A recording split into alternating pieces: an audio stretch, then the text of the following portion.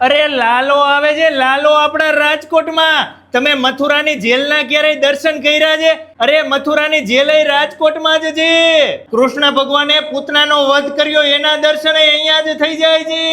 સુદામાને કૃષ્ણ જ્યાં ભણતા એ સાંદીપની આશ્રમના દર્શન અહીંયા જ થઈ જાય છે.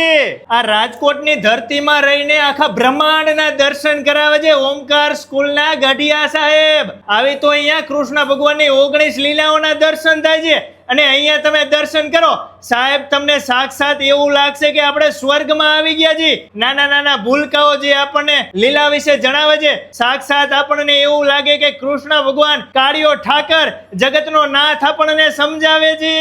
સાહેબ, તમારે 7 પેઢીઓથી કોઈ સાથે દુશ્મની હશે અને અહીંયા આવીને સુદામા કૃષ્ણની અહીંયા દોસ્તી જોશો ને સાહેબ, એની સાથે તમે ભેટી પડશો. કેમ કે સાહેબે જે મહેનત કરીને દિલથી ભાવથી અહીંયા થીમ બનાવેલી છે ને સાહેબ, તમને અહીંયા સ્વર્ગના દર્શન કરાવે છે.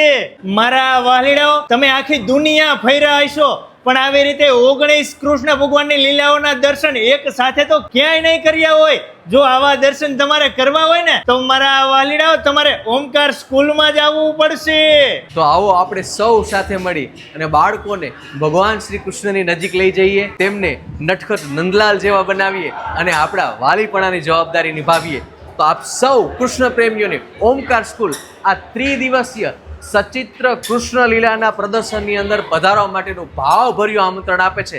તારીખ ભૂલાય નહીં, 1, 2, 3 મે. સ્થળ ઓમકાર સ્કૂલ, રોલેક્સ રોડ, કોઠારિયા ગામ, રાજકોટ. સમય સાંજે 6 થી 10. સૌને હેતથી જય શ્રી કૃષ્ણ.